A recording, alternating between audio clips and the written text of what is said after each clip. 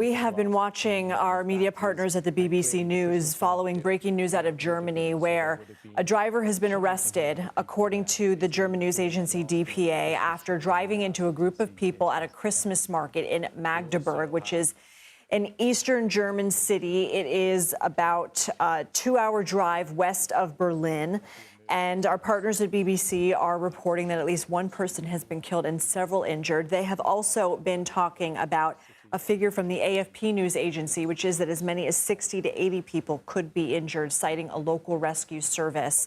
Now, I want to go to CBS News reporter Anna Noryskiewicz, who's on her way to the scene in Magdeburg. She joins us on the phone. We also have CBS News national security contributor Sam Vinograd following this for us from Washington. But Anna, first to you, what can you tell us? What are you hearing? Hi, hello there. So just a bit shortly after 7:30 local time, a car ran into a crowd of people at the Christmas market in Magdeburg. You have to know that all across Germany, there are Christmas markets in all major cities, and it's a beautiful tradition here in the country. And they usually start in November and go up right after Christmas. And a man who was arrested right after the incident ran into a group of people. And right now we are trying to confirm the number of killed people. So far it is at 1, but up to 50 or 60 still to be confirmed. 50 to 60 people were injured. And the man was arrested shortly after the incident. And the scenes are chaotic. The police from all across the state of Saxony is deployed, and right now we are trying to confirm the exact number of people who were killed.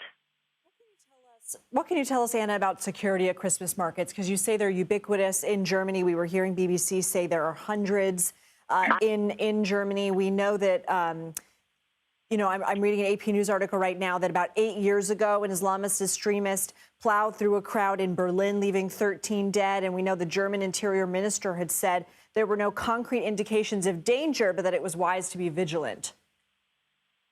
So right after the Christmas market attack in 2016, security measures were really heightened and stepped up. So they put on these barriers all across, all around the Christmas markets and all around really mass events and big events. And this is still up to date. I mean, this is what still happens all across the country. And there's also more surveillance.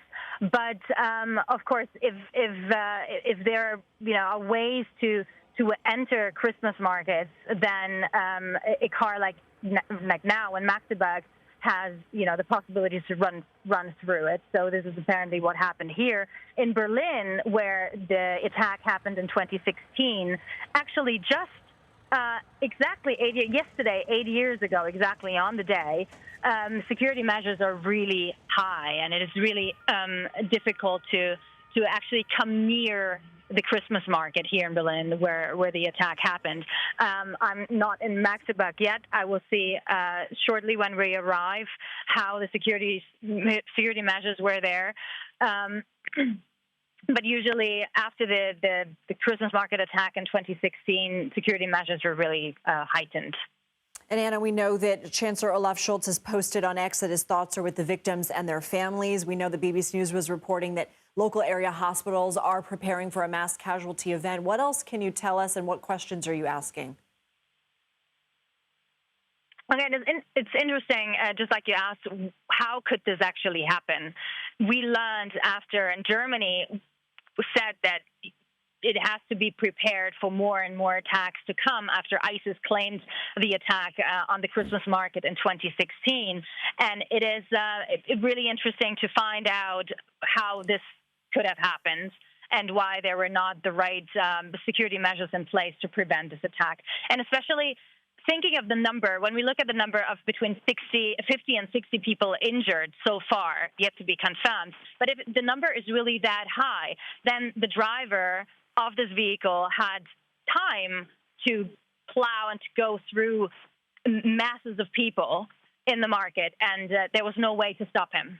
And that is actually something that after the 2016 Christmas market attack here in Berlin should be known that has to be prevented.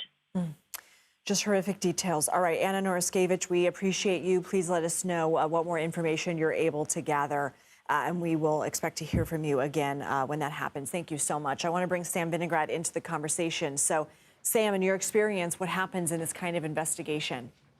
Well, right now, based upon the fact that it looks like there's a suspect in custody, the immediate goal, in addition to treating any casualties, is to ensure that this was an isolated incident. So what that means is that the suspect is being questioned. Whether the suspect is cooperative or not, we don't know. The vehicle is being searched. There have been indications that there may be an explosive device within the vehicle.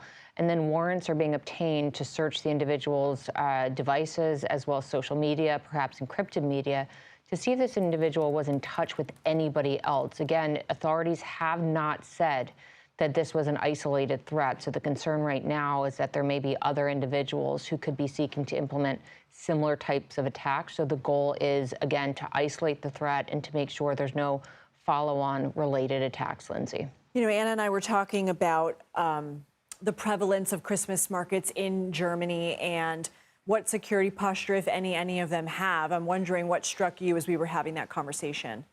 Well, as a counterterrorism official, I can tell you that the holidays are always a very tense time. Counterterrorism officials globally and security officials globally know that the holidays are often a time when a range of actors motivate to violence. That's because the holidays are high-profile, attacks make the news, but also there's a lot of mass gatherings, places where there are a lot of individuals in one place that can be a high-impact attack point. And that's why security measures are something that officials at all levels of government, federal, state, local, tribal, territorial, try to take into consideration. But at something like a Christmas market, there are often multiple entry points. And even if there are barricades to prevent vehicular traffic, there are oftentimes ways in. So this is a horrific attack. But again, the holidays are a very high-profile moment for a range of actors who seek to impact harm. And we do know that Germany arrested a 17-year-old just a few weeks ago who was allegedly plotting an attack using a vehicle on a Christmas market. So this is horrific, but not altogether surprising. You know, Sam, as we are watching this footage come in, I'm wondering, as someone with a trained eye who works on counterterrorism, particularly when we see the scene of the market where we see, you know, papers and debris strewn about. I mean, it really is just a hard-to-watch scene. What are some of the things that you're picking up on, particularly now what we're seeing is a large police presence? Well, the large police presence is also accompanied by a large medical presence. So what we're seeing right now is a range of individuals trying to get help to the wounded and to try to investigate what happened. So we should expect there to be security officials from various jurisdictions within Germany, both at the local level and at the federal level, getting involved in the investigation itself and providing relief and recovery services. I am struck by the fact that the potential suspect did appear to surrender. I will note that back in 2016, during the Christmas market attack in Berlin, the suspect was on the lam for several days, if not more. And so it is somewhat unusual that this suspect surrendered, and that did strike me. But in also looking at the pictures, again, it is clear that you can't put up barricades around the entire vulnerable area. And that is just a fact when we look at these Christmas markets and other kinds of Christmas and holiday gatherings in Germany and around the world, whether it's parades or local festivals or the like. So again, these are vulnerable festivals, vulnerable events. And from what we're seeing right now, this one was not fully secured with vehicular barricades. All right, Sam, if you can stand by for us.